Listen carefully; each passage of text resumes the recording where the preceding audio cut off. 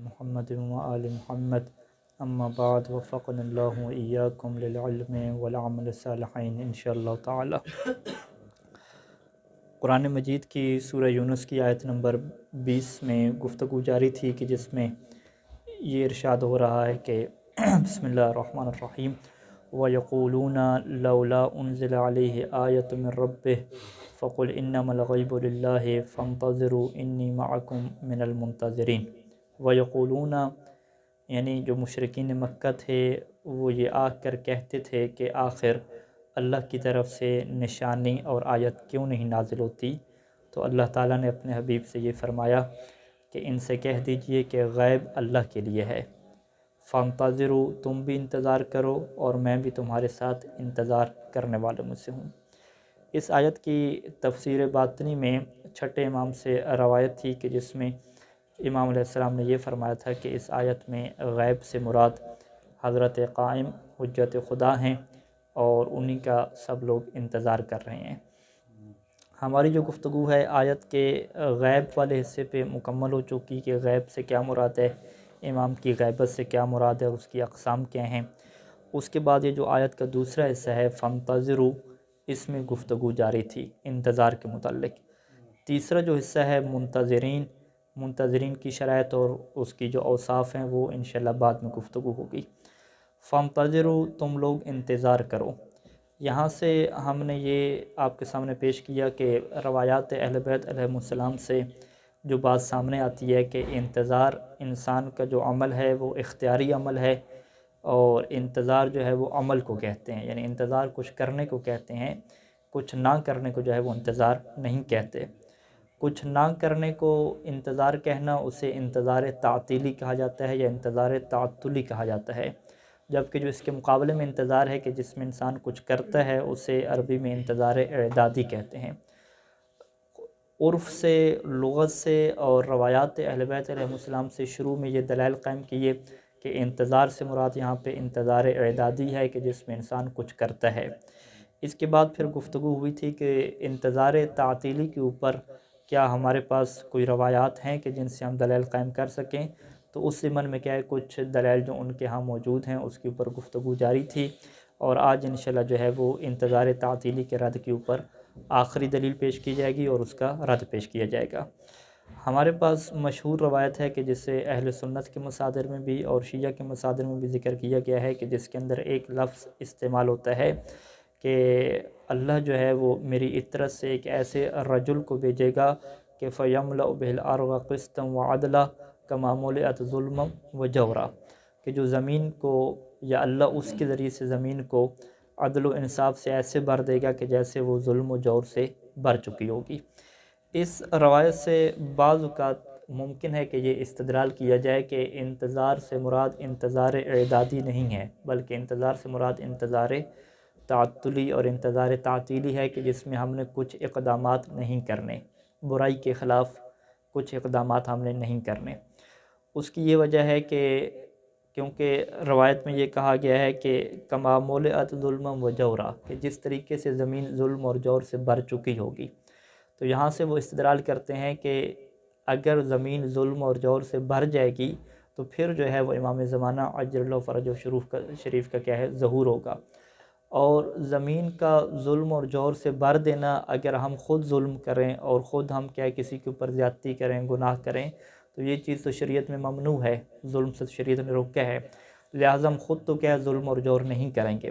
لیکن جو لوگ ظلم کر رہے ہیں، جو لوگ ناانصافی کر رہے ہیں، ہم انہیں نہیں روکیں گے، ہم ان کے خلاف کسی قسم کا کوئی قیام نہیں کریں گے۔ جو ظالم کے ہیں قوتیں ہیں، طاغوتی قوتیں ہیں، وہ اپنا ظلم پھیلاتی رہیں، ناانصافیاں کرتی رہیں، ہم نے ان کے خلاف قیام نہیں کرنا۔ کیوں نہیں قیام کرنا؟ کیونکہ اگر ہم قیام کریں گے تو گویا کہ ہم ظلم کو روک رہے ہیں، جب ہم ظلم کو روک رہے ہیں تو پھر زمین ظلم سے نہیں بھرے گی، جب زمین ظلم سے نہیں بھرے گی تو پھر امام کا ظہور ہی نہیں ہوگا۔ لہٰذا اگر آپ چاہتے ہیں کہ امام کا ظہور ہو تو اس کا بہترین طریقہ کیا ہے کہ کسی کو ظلم سے نہ روکا جائے، قیام نہ کیا جائے، بس چپ کر کے کیا ہے انتظار کیا جائے۔ یہ جو چپ کر کے انتظار کرنا ہے یعنی انتظار تعطیلی، تو لہٰذا یہ بہترین دلیل ہے ان کے ہاں کہ انتظار سے مراد کیا ہے؟ انتظار تعطلی ہے، انتظار تعطیلی ہے کہ جس میں کسی قسم کا کوئی قیام نہیں، جس میں کسی قسم کا برائی کے خلاف کوئی ایکشن نہیں ہے اور خاموش رہنا ہے۔ یہاں پہ گفتگو کے جو ہے وہ جواب میں 2 مرحلے ہوں گے۔ سب سے پہلے جو گفتگو ہے کہ وہ ہمارے نزدیک واضح ہے کہ کسی بھی روایت کا جو بھی معنی ہم بیان کرتے ہیں اس کو سب سے پہلے ہم قرآن مجید کے مطابق دیکھتے ہیں، پھر دیگر روایات کے مطابق دیکھتے ہیں، اور عام و خاص اور ناسخ و منسوخ، محکم متشابہ کو الگ کرتے ہیں، تو تب جا کے ہمارے نزدیک یہ بات واضح ہوتی ہے۔ چونکہ یہ بات واضح ہے کہ جس طرح سے قرآن مجید میں جو ہے وہ عام اور خاص ہیں، اسی طریقے سے روایات اہل بیت علیہ السلام میں بھی عام خاص موجود ہیں، تو ہم ایک روایت کو لے کر کے نتیجہ نہیں لے سکتے۔ سب سے پہلے آپ اسی نظریے کے اوپر آ جائیں کہ کیا برائی اور ظلم کے خلاف خاموش ہو جانا اور یہ کہنا کہ بس ظالم لوگ اچھا ہے کہ ظلم کرتے رہیں، کیا اس چیز کو قرآن مجید نے پسند کیا یا قرآن مجید نے پسند نہیں کیا؟ قرآن مجید میں سورہ ہود کی آیت ہے کہ وَلَا تَرْكَنُوا إِلَى الَّذِينَ ظَلَمُوا، وَلَا تَرْكَنُوا یعنی تم لوگ مائل نہ ہو جاؤ، تم لوگ ان لوگوں کی طرف مائل نہ ہو جاؤ کہ جو لوگ ظلم کر رہے ہیں۔ اگر تمہارے دل ان کی طرف مائل ہو گئے تو فَتَمَسَّكُمُ النَّارُ، تو تمہیں بھی جہنم کی آگ پکڑ لے گی، وَمَا لَكُم مِّن دُونِ اللَّهِ مِّنْ أَوْلِيَاءَ، اور اللہ کے علاوہ تمہیں کوئی بچانے والا بھی نہیں ہوگا، اور ثُمَّ لَا تُنصَرُونَ، تمہاری کوئی مدد بھی نہیں کی جائے گی۔ یعنی فقط اس بیس پہ کہ انسان مائل ہو جائے ظالموں کی طرف، اس بیس پہ بھی قرآن مجید نے جو ہے وہ عذاب کا اور جہنم کی آگ کا کیا ہے ان کو وعدہ کیا ہے۔ تو لہٰذا قرآن مجید کی نگاہ میں تو ظالموں کی طرف مائل ہونا یہ درست نہیں ہے، اور انتظار تعطیلی والے کیا کہہ رہے ہیں کہ آپ ظالموں کو ظلم کرتے رہیں، وہ ظلم کرتے رہیں اور آپ کہیں کہ ٹھیک ہے اچھا ہے کرتے رہیں، تو یہ قرآن مجید کی آیت کے واضح خلاف ہے۔ اسی طریقے سے قرآن مجید کی آیت ہے کہ وَأَعِدُّوا لَهُم مَّا اسْتَطَعْتُم مِّن قُوَّةٍ، کہ تم ان جو ظالم لوگ ہیں اور جو دشمن لوگ ہیں ان کے مقابلے میں جتنی قوت ہو سکے اس کو کیا تیار کر لو۔ تو قوت اور طاقت کو تیار کرنے کا مطلب یہ ہے کہ آپ نے کچھ کرنا ہے، اگر آپ کچھ کریں گے نہیں تو ان کے مقابلے میں قوت اور طاقت کیسے تیار ہوگی؟ یعنی قرآن کہہ رہا ہے کہ ظالموں کے مقابلے میں آپ نے تیاری کرنی ہے، قوت اور طاقت کو حاصل کرنا ہے، اور انتظار تعطیلی والے کیا کہہ رہے ہیں کہ ہمیں کوئی قوت اور طاقت کو حاصل نہیں کرنا، کیونکہ ہمیں انتظار کرنا ہے کہ زمین کیا ظلم اور جور سے بھر جائے۔ لہٰذا یہ 2 آیات ہو گئیں، اس کے علاوہ اور کہیں بہت ساری آیات ہیں، اور اس کے علاوہ امر بالمعروف اور نہی عن المنکر کی بہت ساری آیات آپ نکال لیں کہ تمہیں کیا ہو گیا ہے کہ تم برائی سے نہیں روکتے، تمہیں کیا ہو گیا ہے کہ تم نیکی کے حکم نہیں دیکھتے، اور تم میں سے ایک ایسی امت ہونی چاہیے کہ جو کیا ہے امر بالمعروف اور نہی عن المنکر کرے، اور قوا انفسکم واہلیکم، اپنے آپ کو بھی بچاؤ اپنے گھر والوں کو بھی بچاؤ جہنم کی آگ سے۔ تو یہ چیز واضح ہے کہ برائی سے روکنا ہے، اور اس کے شریعت میں کیا حکم ہے، قرآن کی واضح آیات کیا ہیں اس کے اوپر موجود ہیں۔ آیات سے ہٹ کے اگر آپ روایات کی طرف بھی ہیں تو وہاں پر بھی انتظار کے ساتھ ساتھ عمل کو بیان کیا گیا ہے، جیسا کہ کچھ روایات شروع میں ذکر کی تھیں، جس میں سے ایک روایت یہ تھی کہ من سرہ ان یکون من اصحاب القائم فلینتظر ولیعمل بالورع، کہ جو یہ چاہتا ہے کہ وہ اصحاب قائم میں سے شمار ہو جائے تو اسے انتظار کرنا ہے اور نیک عمل کرنا ہے، وہ محاسن الاخلاق، اور اچھے اخلاق کو اپنانا ہے۔ تو جو نیک عمل کرنا ہے تو نیک عمل کا بہت بڑا فقہ میں حصہ کیا ہے، برائی سے روکنا ہے اور اچھائی کا کیا ہے، حکم دینا ہے۔ تو لہٰذا یہ جو اس روایت سے مفہوم لیا گیا کہ آپ نے ظلم اور جور سے روکنا نہیں ہے تاکہ زمین ظلم اور جور سے بھر جائے، یہ مفہوم آیات قرآنی کی بھی خلاف ہے اور دیگر بہت ساری روایات کی بھی کیا ہے، خلاف ہے۔ یہ پہلا حصہ ہے۔ دوسرا یہ کہ خود جو روایت ہے زمین کا ظلم اور جور سے بھر جانا، اس کا کیا مطلب ہے، اس کی کیا شرح ہے، یہ ہمارے سامنے کیا واضح نہیں کی جاتی۔ سب سے پہلے ہم روایت کے متن میں آ جائیں تو اس میں لفظ ہے کہ زمین بھر جائے گی، امتلاء الارض من الظلم والجور، زمین کا بھر جانا۔ اب زمین کیسے بھرے گی؟ امتلاء، زمین کا بھر جانا، یہاں پہ علماء کے درمیان کیا بحث ہے کہ آیا یہ جو تعبیر ہے رسول خدا صلی اللہ علیہ وآلہ وسلم کی، یہ ایک مجازی تعبیر ہے یا حقیقی تعبیر ہے؟ کیونکہ کہتے ہیں کہ جو پوری دنیا ہے اس کے جو ہے وہ 4 حصے آپ بنا لیں تو ایک حصے پہ کیا ہے، خشکی ہے، 3 حصے کیا ہیں، اس کے اوپر پانی ہے، اور جس ایک حصے پہ خشکی ہے اس میں بھی ہر جگہ پہ آبادی نہیں ہے، اس میں بھی کیا ہے، آدھے یا آدھے سے کم حصے پہ کیا ہے، آبادی ہے۔ تو مطلب کہ زمین کا جو 3 حصے ہیں اس کے اوپر تو کچھ آبادی ہے ہی نہیں انسانوں کی، تو جب اس کے اوپر آبادی ہے نہیں، پھر کوئی کہے کہ زمین بھر جائے ظلم اور جور سے، اور اس کے اوپر بھی کیا ہو، الف لام ہو کہ پوری کی پوری زمین کیا بھر جائے، تو پھر یہ تو مجازن ہو جائے گا، کیونکہ پوری زمین کیسے بھر سکتی ہے جب انسان ہے ہی نہیں، 3 حصوں پہ انسان ہے ہی نہیں، تو وہ ظلم و جور سے کیسے بھرے گی؟ تو لہٰذا یہاں پہ جو رسول خدا کی یہ تعبیر ہے، یہ بطور مجاز کے استعمال ہوئی ہے۔ جیسے فرض کریں کہ کچن میں جائیں تو 2-3 پلیٹیں اور بیسن خراب پڑا ہو، تو باورچی کہہ دے کہ پورا کچن جو ہے وہ گند سے بھر دیا ہے، یا کمرہ کیا ہے، ایک بستر خراب پڑا ہو تو مجازن کہہ دیں کہ پورا کمرہ کیا ہے، گند سے بھر دیا ہے، حالانکہ پورا کمرہ کیا ہے، گند سے نہیں بھرا ہوا۔ تو یہ کیا ہے، مجازی تعبیرات استعمال ہوتی ہیں کہ گھر میں کیا ہے، کچھ حصہ گندہ ہے، 1/3 حصہ گندہ ہے، تو یہ کہہ دیا جاتا ہے کہ پورا گھر کیا ہے، گندہ ہو گیا ہے۔ تو یہ کیا ہے، کچھ لوگ کہتے ہیں کہ مجازی تعبیر ہے، اور کچھ لوگ کہتے ہیں کہ نہیں، یہ مجازی تعبیر نہیں ہے، یہ حقیقی تعبیر ہے، اور جب تک آپ کے لیے حقیقی معنی کو لینا ممکن ہو، آپ مجاز کی طرف نہیں جاتے۔ مجاز کی طرف انسان تب جاتا ہے کہ جب حقیقی معنی میں مشکل پیدا ہو رہی ہو، اور یہ جو آپ نے مشکل بنائی ہے کہ 3 حصے جو ہے وہ زمین کے اوپر آبادی نہیں ہے، تو یہ ظلم و جور سے کیسے بھرے گی، یہ مشکل کیا ہے، حل ہو جائے گی اگر آپ کیا ہے، حدیث کو مکمل طور پہ پڑھیں۔ سب سے پہلے جو ہے حدیث میں کچھ مفردات ہیں جن کی شرح جو ہے وہ ضروری ہے کہ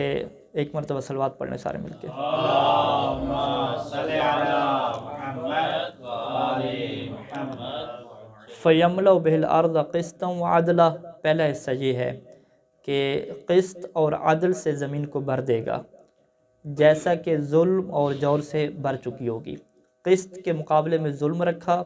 اور عدل کے مقابلے میں جور رکھا۔ تو یہاں پہ سب سے پہلے یہ بحث کی جاتی ہے کہ قسط اور عدل میں کیا فرق ہے۔ قسط کا جو معنی ہوگا اس کے مقابلے میں ظلم آئے گا، اور عدل کا جو معنی ہوگا اس کے مقابلے میں جور آئے گا۔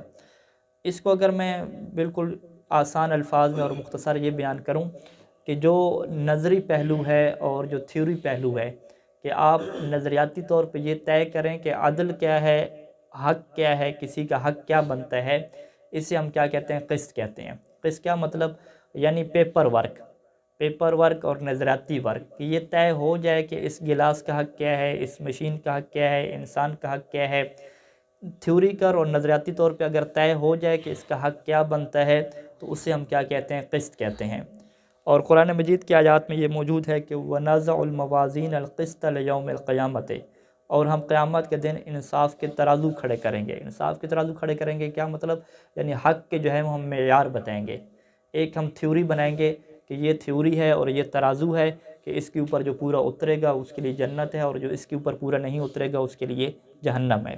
تو اس کا مطلب کیا ہے کہ قسط کو ایک نظریاتی طور پہ استعمال کیا گیا کہ جو ایک نظریہ ہو کہ جس میں حق کو بیان کیا جائے، ایک معیار بیان کیا جائے۔ تو ایک معیار بنانا حق کا، اسے کیا کہتے ہیں، قسط کہتے ہیں۔ جس طرح دیگر آیات میں ہے کہ وَأَقِيمُوا الْوَزْنَ بِالْقِسْطِ، کہ تم وزن قائم کرو قسط کے ساتھ۔ قسط کے ساتھ کیا مطلب، یعنی ایک معیار بنا لو، ایک تشخیص کر لو کہ یہ معیار ہے، تو اسی پھر معیار کے اوپر کیا ہے، پورا اترو۔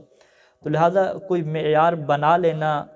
کسی کا حق معین کر دینا نظریاتی طور پہ، اسے کیا کہتے ہیں، قسط کہتے ہیں۔ اور پھر اسے عطا کر دینا، اسے کیا کہتے ہیں، عدل کہتے ہیں۔ یعنی اگر نظریاتی پہلو ہو تو اسے قسط کہیں گے، اور نظریاتی کے بعد جب عملی جنبہ اس سے پہنائیں گے تو وہ کیا ہو جائے گا، عدل ہو جائے گا۔ اسی طریقے سے قسط کے مقابلے میں ظلم آئے گا۔ ظلم کیا مطلب، کہ کسی کے حق کو معین ہی نہ کریں۔ یعنی ایک خاتون کے پیٹ میں کیا بچہ ہے، تو اس بچے کا کیا حق ہے، کیا اس کا حق ہے کہ زندہ رہا جائے، لہذا کیا ہے، اسقاط کرنا جائز نہ ہو۔ یہ حق کی معین نہ کیا جائے تو حق کا معین نہ کرنا کیا ہوگا، ظلم ہوگا۔ اور اگر فرض کریں حق معین ہو جائے اور اس کے باوجود اس کے اوپر عمل نہ کیا جائے، تو یہ کیا ہو جائے گا، جور ہو جائے گا۔ لہٰذا ہم کیا کہیں گے کہ ظلم کیا مطلب ہے، نظریاتی طور پہ کسی کے لیے حق کو معین نہ کرنا، یہ ظلم ہے، اور پھر اسے حق عطا نہ کرنا، یہ کیا ہے، جور ہے۔ تو اب زمین کے بارے میں آ جائیں کہ زمین کو قسط سے بھی بھریں گے اور عدل سے بھی بھریں گے۔ قسط کیا مطلب، کہ ایسے نظریاتی قوانین بنائے جائیں گے کہ جو قوانین میں صحیح حق دیا جائے گا زمین کو، اور پھر وہ قوانین بنا کے اس کے اوپر عمل پیرا بھی ہوا جائے گا، کہ جس میں پریکٹیکل طور پہ کیا ہے، وہ جو قوانین بنائے ہیں اس کو بھی کیا ہے، نافذ کیا جائے گا۔ اب یہاں پہ جب زمین کی بات ہے کہ زمین کے اوپر ظلم اور ضمیر کے اوپر جور ہوگا اور زمین کے قوانین، تو اس کے بارے میں جب گفتگو شروع کرتے ہیں تو وہ یوں شروع کرتے ہیں کہ جو انسان ہے، انسان کے جو ہیں وہ 3 قسم کے تعلقات ہیں۔ سب سے پہلا جو انسان کا تعلق ہے وہ انسان اللہ کے ساتھ ہے، ٹھیک ہے، جس سے ہم کیا کہتے ہیں خلوت میں، عبادت میں۔ دوسرا جو انسان کا تعلق ہے وہ دوسرے انسانوں کے ساتھ ہے، یہ معاملات کی اس میں بحث آتی ہے۔ اور جو تیسرا تعلق انسان کا ہے وہ زمین کے ساتھ ہے، نیچر کے ساتھ ہے، طبیعت کے ساتھ ہے، کہ زمین کے ساتھ جو زمین ہے خود، جو پہاڑ ہیں، آسمان ہے، اور زمین کے اوپر جو درخت اگ رہے ہیں، زمین کے اوپر جو جانور ہیں، ان کے بھی کیا ہے شریعت نے بہت زیادہ حقوق کیا ہیں معین کیے ہیں۔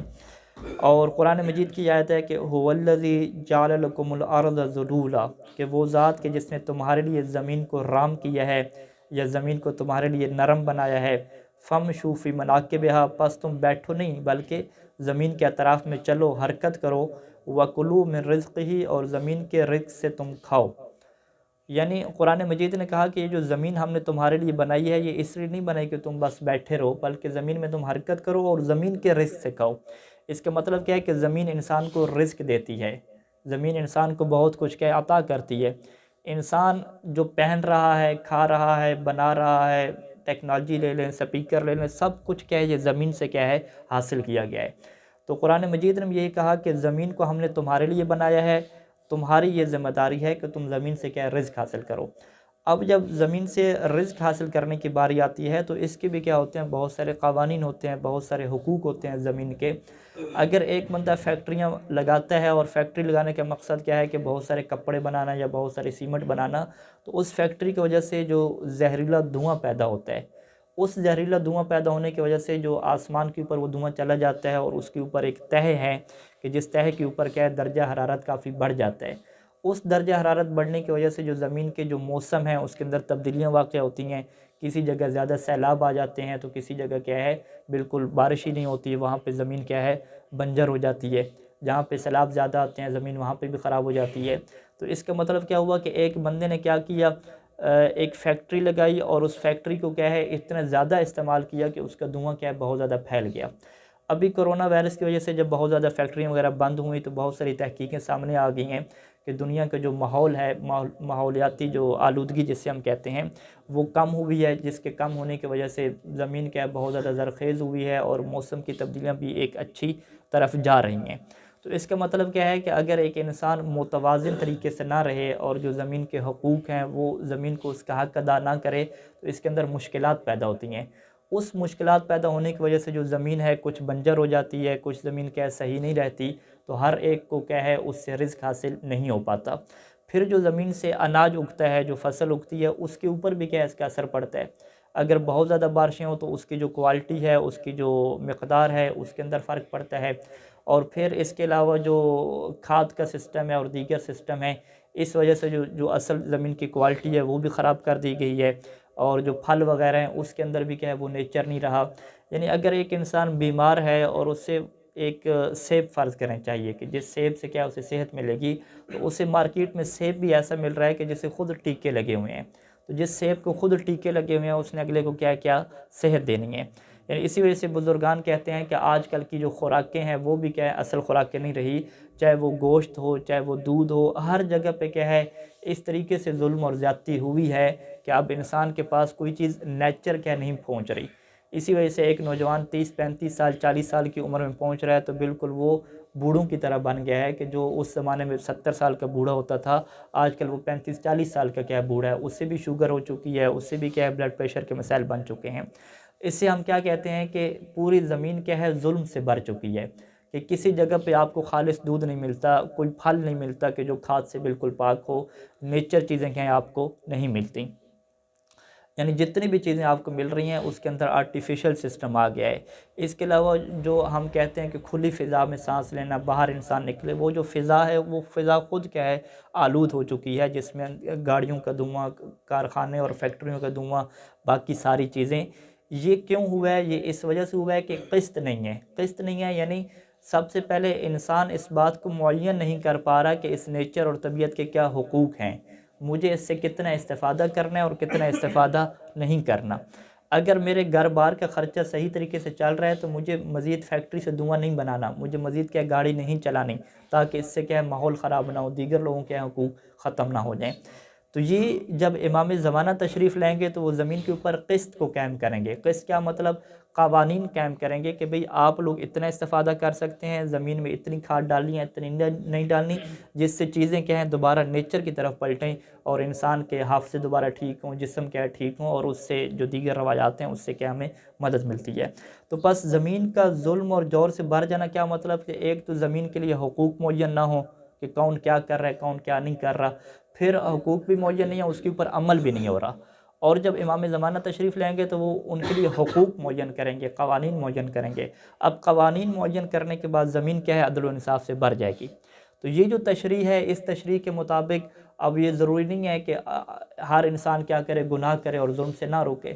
انسان ظلم سے روکے یہ اچھی چیز ہے، ظلم سے روکنا کیا ہے واجب ہے، کہ کسی کو مارنے نہ دیا جائے، کسی کے پیسے کو غصب نہ کرنے دیا جائے، گناہوں سے کیا لوگوں کو روکا جائے، لوگوں کو تیار کیا جائے، یہ چیز ضروری ہے، کیونکہ روایات میں یہ بات موجود ہے کہ امام زمانہ اس وقت تک تشریف نہیں لائیں گے جب تک ان کے انصار اور جو افراد ہیں وہ تیار نہ ہو جائیں، کیونکہ معجزہ سے اس زمین کو کیا نہیں چلانا۔ تو اسی روایت کے اندر بہت سارے الفاظ ایسے مل جاتے ہیں دیگر مصادر میں کہ جس سے اسی مطلب کی کیا ہے وضاحت ہوتی ہے، جیسا کہ میں اس روایت کو پورا متن کے طور پہ پڑھوں کہ یصیب ھذی الامۃ عن رسول اللہ صلی اللہ علیہ وآلہ وسلم، یصیب ھذی الامۃ بلاء، اس امت کے اوپر ایک ایسی آزمائش آئے گی، ایک ایسی مصیبت آئے گی، حتی لا یجد الرجل ملجأ من الظلم، کہ کوئی بھی بندہ کیا ہے ظلم سے فرار کا راستہ نہیں پائے گا، کوئی بھی بندہ۔ اب ہم لے لیں تو ہمارے اوپر بھی کیا ہے ظلم ہو رہا ہے، ہم کہیں گے بھی کیا ظلم ہو رہا ہے، کیا کوئی مار رہا ہے آپ کو؟ ہم کہیں گے نہیں۔ ہمیں اچھی خوراک چاہیے، وہ اچھی خوراک نہیں مل رہی، جو پھل مل رہے ہیں وہ پھل بھی کیا ہیں اس کے اندر بھی ایسے سسٹم نکلے ہوئے ہیں کہ اس کی وہ اصل جو کیا کہتے ہیں اس کی خوراک کی افادیت وہ مکمل نہیں ہے، جو اصل گندم ہے وہ ہمارے پاس موجود نہیں ہے، اصل دودھ کیا ہمارے پاس موجود نہیں ہے، حتیٰ کہ جو فضا ہے ہمارے پاس، جو ہوا ہے، یہ بھی کیا ہے صحیح طریقے سے ہمیں نہیں مل پا رہی۔ تو جب سارا ماحول خراب ہو چکا ہے تو اس کا مطلب کیا ہے کہ کسی کے پاس بھی راہ فرار نہیں ہے کہ وہ ظلم سے کیا بچ سکے۔ یہ کیا ہے اس روایت کے پہلا حصہ ہے۔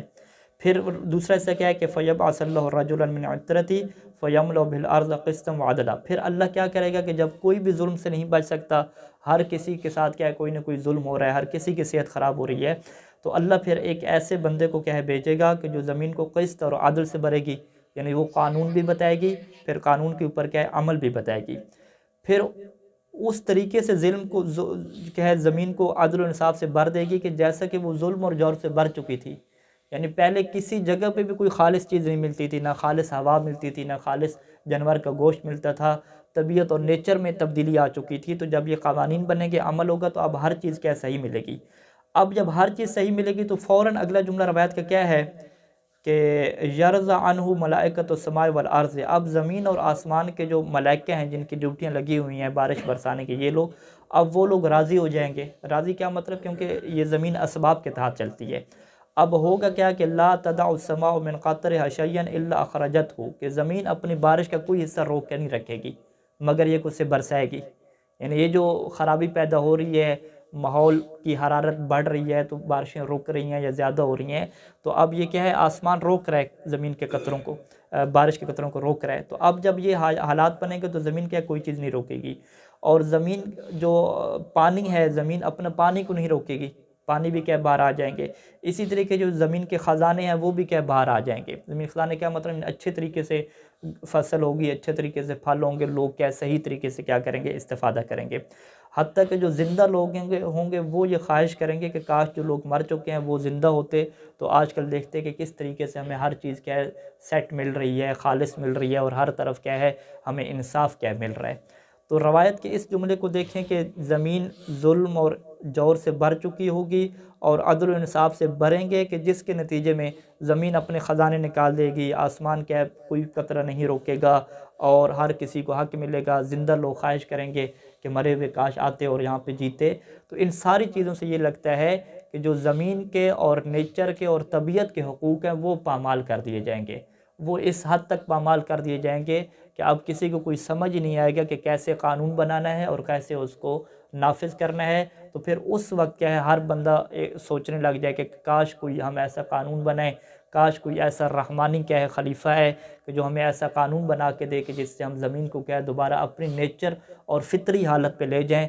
کہ جس سے ہمیں چیزیں بھی کیا ہے خوراک والی حاصل ہوں، دودھ بھی ہمیں صحیح حاصل ہو، جانور بھی ہمیں صحیح ملیں، گوشت بھی ہمیں صحیح ملے، فضا بھی ہمیں صحیح ملے، اور انسان کیا ہے دوبارہ کیا ہے صحت کی طرف واپس پلٹیں۔ جب اس طرح کے پریشان کن حالات بن جائیں گے اور سارے کہیں گے کہ زمین کے اوپر ناانصافی بڑھ چکی ہے، ظلم بڑھ چکا ہے، کوئی چیز خالص نہیں مل رہی کسی کو، تو اس وقت کیا ہے اللہ پھر کیا ہے اجازت دے گا اور اللہ کا خلیفہ کیا ہے زمین کے اوپر آئے گا اور وہ زمین کو کیا ہے بالکل سیٹ کرے گا اور ہر چیز کیا ہے نیچر طبیعت پہ واپس آئے گی۔ تو لہٰذا اس شرح کے مطابق جو ایک اصل صحیح شرح لگتی ہے، اس کے مطابق کوئی یہ کہہ نہیں سکتا کہ ہم جو ہے وہ ظلم اور جور کو بڑھائیں گے، کیونکہ ظلم اور جور کا تعلق کیا ہے فطرت سے ہے، خود زمین سے ہے۔ اور زمین سے کیوں ہے، وہ کیوں پیدا ہو رہا ہے؟ کیونکہ انسان خود غرض ہے، یا انسان کو پتہ ہی نہیں ہے کہ کس طریقے سے کیا ہے زمین کے قانون کی رعایت کرنی ہے تاکہ وہ کیا ہے محفوظ رہ سکے۔ تو لہٰذا اس روایت کا کوئی تعلق نہیں بنتا کہ اس سے یہ ثابت کیا جائے کہ زمین کے اوپر ظلم اور جور بڑھا دیا جائے، یا یہ ہے کہ ظلم اور جور سے نہ روکا جائے۔ وہ صلی اللہ علی محمد و آلہ اجمعین۔ خداوند کریم سے دعا ہے کہ خدا ہمیں جو ہے وہ صحیح طریقے سے معارف اہل بیت کو سمجھنے کی اور اس کے اوپر عمل کرنے کی توفیق نصیب فرمائے۔ تمام مرحومین کے لیے ایک مرتبہ سورہ الحمد اور 3 مرتبہ توحید کی تلاوت فرما دیں۔ اعوذ باللہ من الشیطان الرجیم۔